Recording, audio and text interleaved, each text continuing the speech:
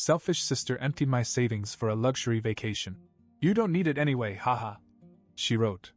But the laugh didn't last long, because when she came back, I always knew my sister, Emily, was spoiled, but I never realized how far our parents would go to enable her. She was always the favorite, the one who could do no wrong.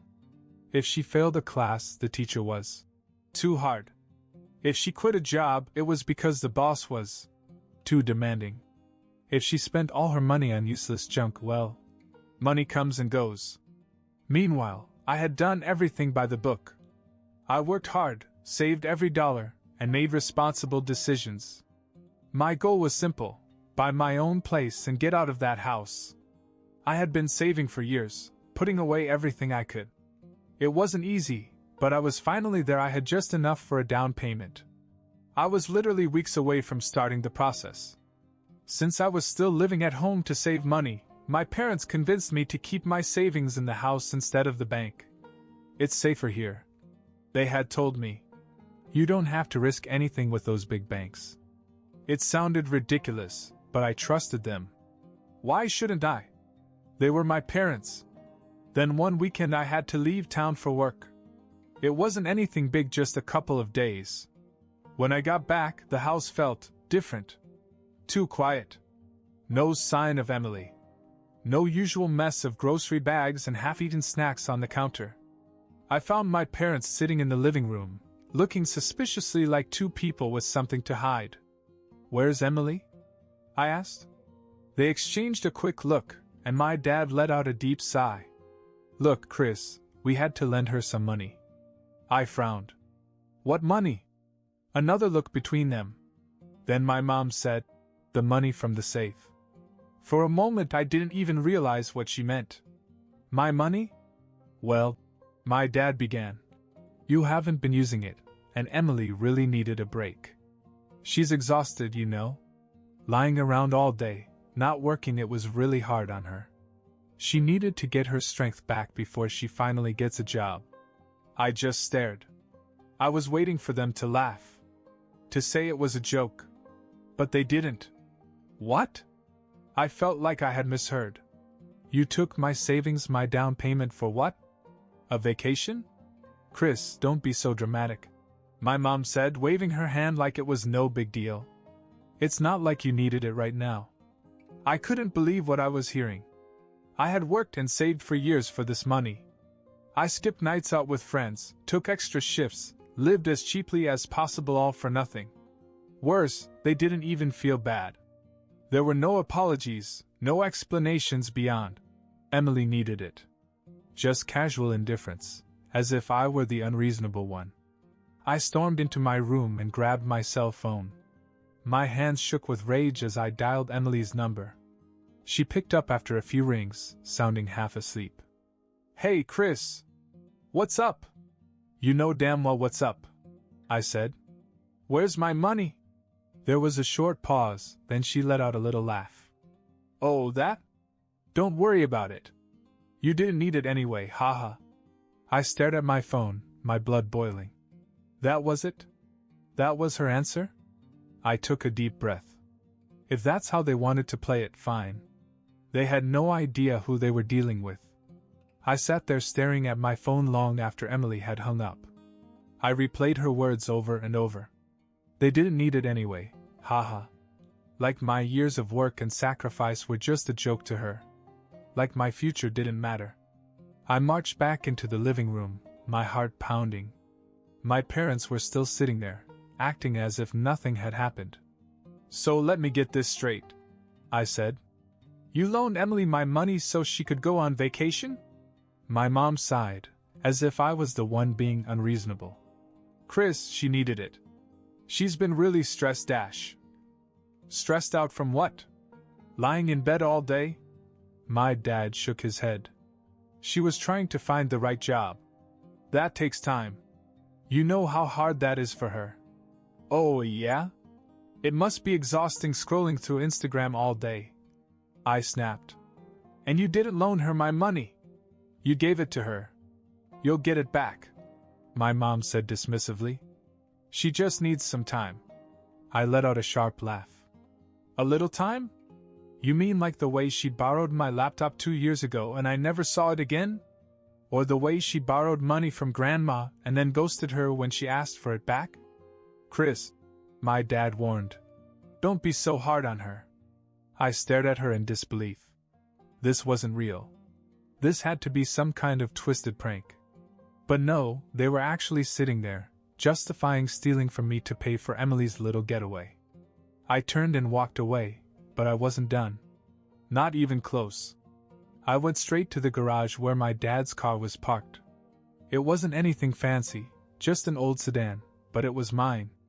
I had bought it for them 2 years ago when their last car broke down, thinking I was doing something nice. I paid for the insurance, the maintenance, everything. They treated it like their own, but technically the title was still in my name. I grabbed my spare key, got in, and drove straight to the dealership. It took less than an hour to sell it. It wasn't worth much, but I walked away with a decent chunk of change. As soon as I had the money in my hands, I felt a rush of satisfaction. But I wasn't done yet. I went back home, straight to Emily's room. The place was a disaster, clothes everywhere, half-empty coffee cups on the nightstand, a pile of unopened mail on the dresser. And then there it was, her jewelry box. Now, Emily wasn't the type to wear cheap stuff. Over the years, my parents had bought her expensive necklaces, bracelets, rings, things she rarely wore but always bragged about. I took it all. Then I left. That night I sold it all. Every single piece. By the time I was done, I had made back some of what they had taken from me. Not all of it, but enough to make my point. I didn't go home right away. I sat in my car, parked in front of a 24-hour diner, and let it all sink in. I had never done this before. I wasn't the vengeful type. But this felt right. And then my phone rang. It was my dad. I let it ring. Then my mom called. Ignored. Finally, Emily. I grinned. I knew what was coming. I picked up the phone. As soon as she heard my voice, she screamed, "Where's my jewelry?" I smiled. "Oh, that? Don't worry about it. You didn't need it anyway, haha." Then I hung up. And that's when all hell broke loose. I didn't go home that night. I checked into a cheap motel instead, just to clear my head.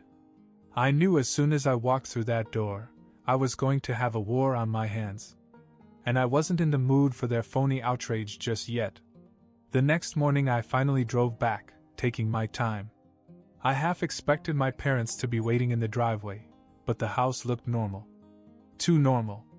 I walked in, and that's when I realized something was very wrong. Emily was sitting on the couch, clutching her phone, her face red and blotchy from crying. My mom was next to her, rubbing her back like a traumatized child. My dad, he was pacing the floor, his face unreadable. As soon as Emily saw me, she jumped up. "You psycho!" she screamed. "You sold my stuff? Who even does that?" I threw my keys on the table. "Oh, I don't know. Maybe the same kind of person who steals your life savings to pay for someone else's luxury vacation." My mom gasped, as if I had said something offensive. "Chris, that was totally different."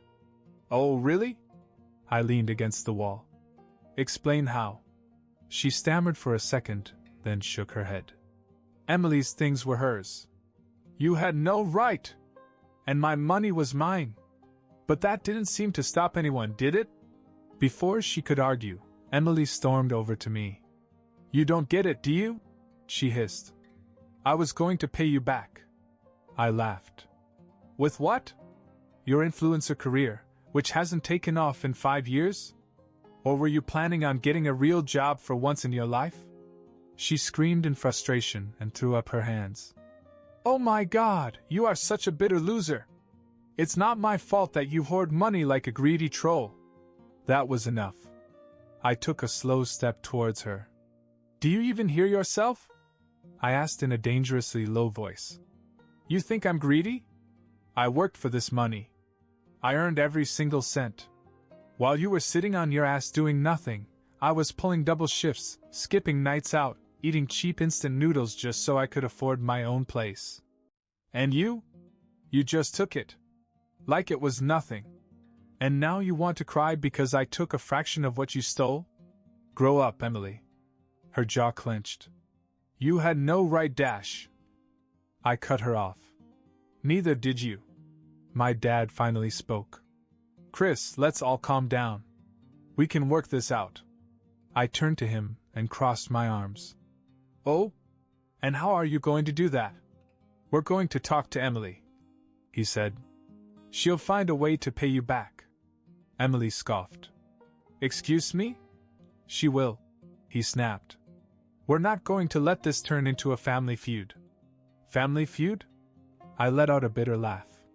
Dad, it already is. And then, before my parents could say anything else, the doorbell rang. We all froze. Emily frowned. Who the hell is that? My mom stood up and peeked through the window. Then she gasped. Oh no. I went over and looked outside. It was our neighbor, Mr. Dawson. Now, Mr. Dawson wasn't just some random guy from next door. He had lived there for years and knew all about our family. He was a retired lawyer, and he didn't take any nonsense. I had always been friendly with him, and we had talked many times about my plans to buy a house. And now he was standing on our porch with his hands in his pockets, looking completely unamused. Emily turned to me, her eyes wide open. What the hell did you do? I just smiled. I opened the door. Hey, Mr. Dawson. Chris, he said with a nod, then looked inside. Mind if I come in? I stepped aside. He came in, took one look at my parents and Emily, then let out a sigh. I heard about what happened, he said, looking directly at my father. And I have to say, I'm disappointed. My father bristled. It's none of your business. Maybe not, Mr. Dawson agreed. But when I see someone stealing from their own son, I tend to get involved. Emily crossed her arms. He stole from me first. Mr. Dawson raised an eyebrow. You mean the jewelry your parents bought for you? That you didn't even pay for yourself? She opened her mouth, then closed it. Mr. Dawson turned to me. Chris, I have a good lawyer friend who handles cases like this. If you want, we can take legal action. The room fell silent. My dad's face went pale. My mom looked like she was going to faint. And Emily? She looked like she had just swallowed a lemon. I grinned. Tell me more. Emily turned on me like a wild animal. You want to sue your own family? I shrugged. They stole everything I worked for. Why wouldn't I? Mr. Dawson, completely unfazed by the chaos, pulled out his phone. It's simple, really. What they did was theft. You had an agreement to put your life savings in the safe, assuming it was safe. Instead, they took it without authorization. If you want to move forward, we can file a lawsuit. And given the amount stolen, this wouldn't be small claims court, we're talking grand larceny. My father stiffened. Well, hold on. Mr. Dawson cut him off. And before you say, we're family, this shouldn't be a legal matter, let me remind you, family or not, stealing is stealing. The room fell silent.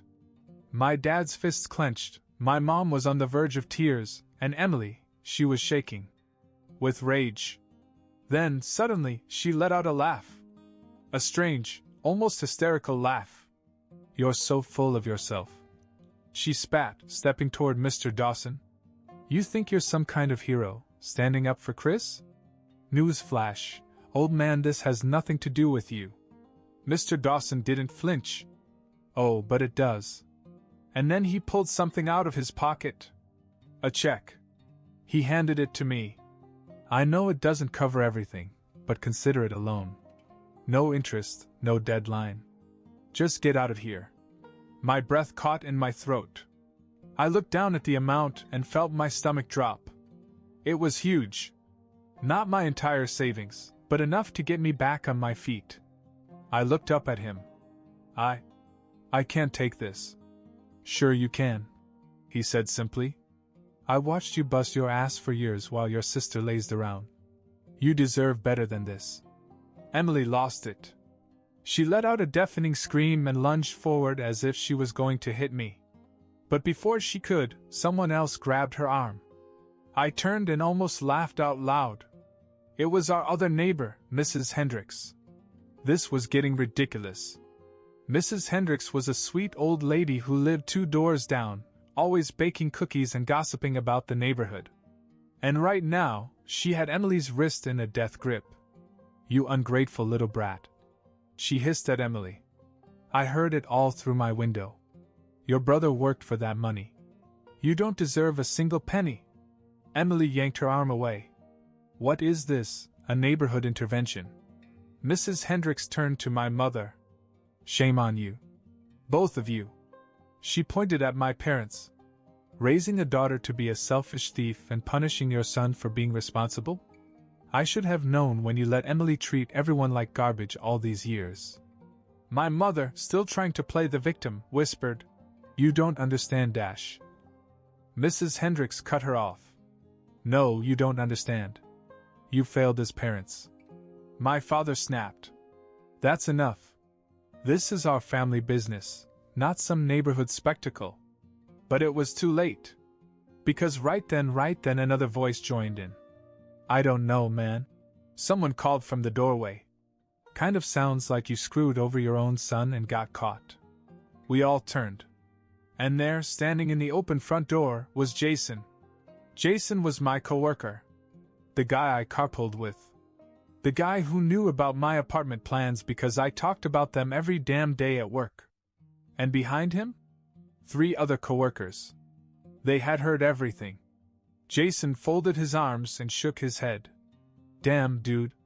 I always thought you exaggerated about your sister, but this is next level." My mom turned to me, eyes wide. "Chris, tell them to leave. This is private." I met her gaze. And I smiled. "Why?" I asked. "You weren't ashamed when you stole from me. Why should you be ashamed now?" Emily seethed. "You're going to humiliate us in front of the whole neighborhood? You did it to yourself," I said simply. She lunged at me again, but this time Jason stepped in. Whoa, he said, blocking her. "If you lay a finger on him, I swear we'll press charges." That shut her up. Mr. Dawson cleared his throat. "So, Chris, what's the plan? Are you going to sue, or are you going to take my offer and leave?" I exhaled and looked around the room.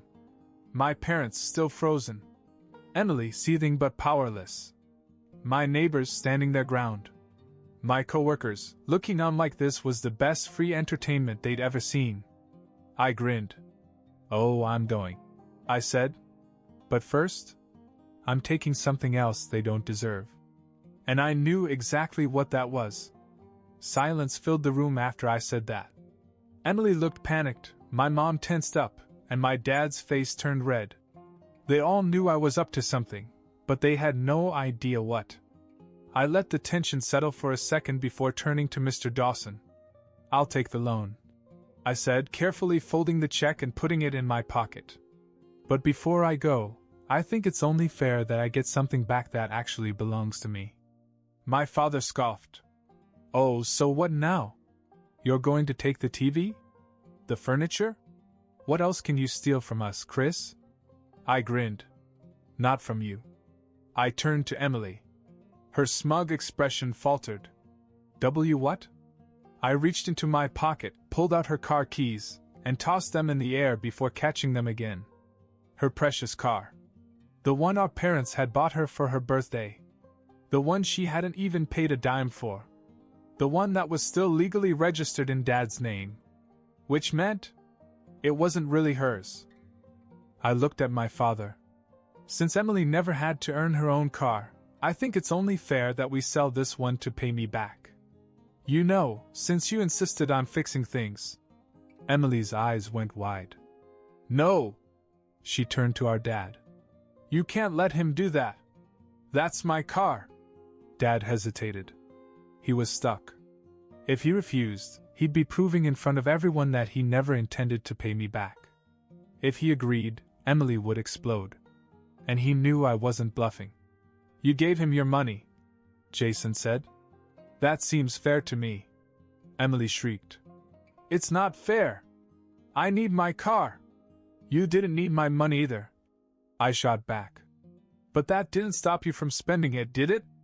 My mom grabbed Emily's arm. Chris, please. This is too much. I raised an eyebrow. Too much? You stole everything I had, and now it's too much if I take a little back? Mr. Dawson clapped his hands. Well then. Now that Emily doesn't have a car anymore, she finally has a reason to get a job. He turned to her with a courteous smile. Public transportation is always an option.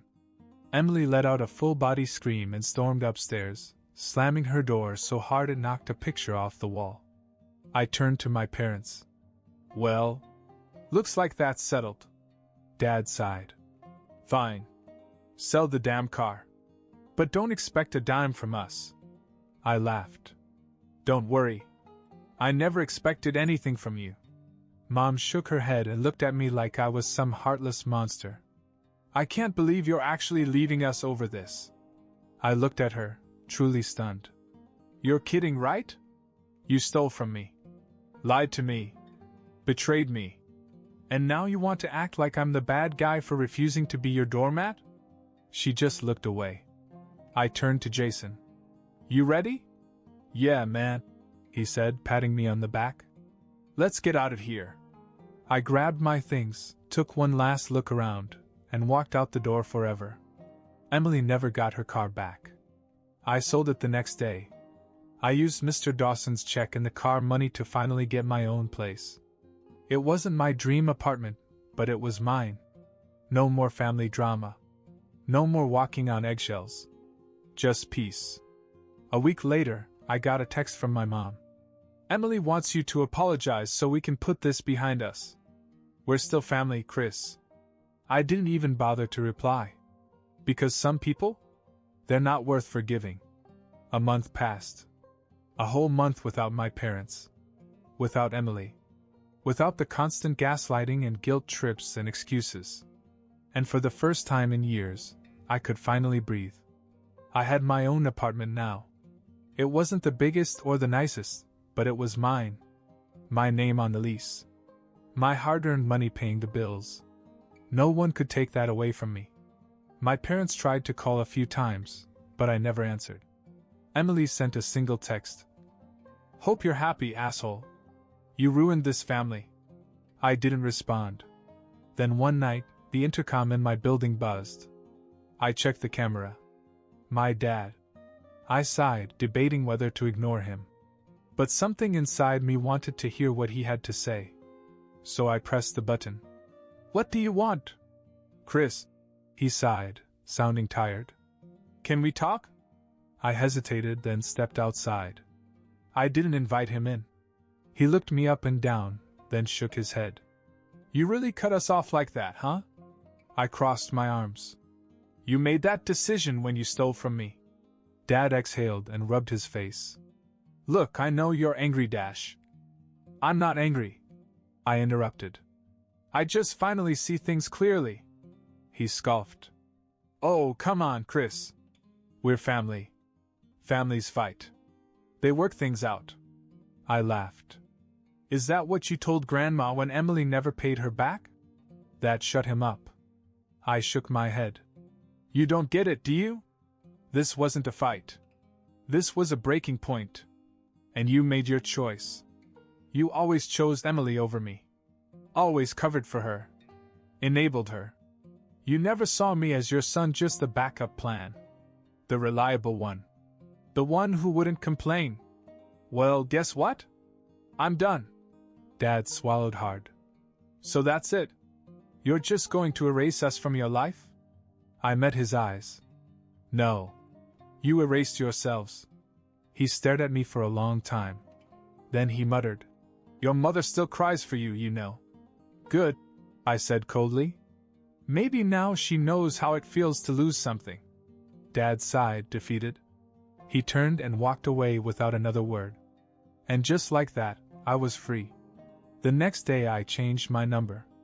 Blocked them on everything. Moved on. Some people might think that's cruel, but here's the truth. Blood doesn't make a family. Respect does. And if they couldn't give me that, then they never deserved me.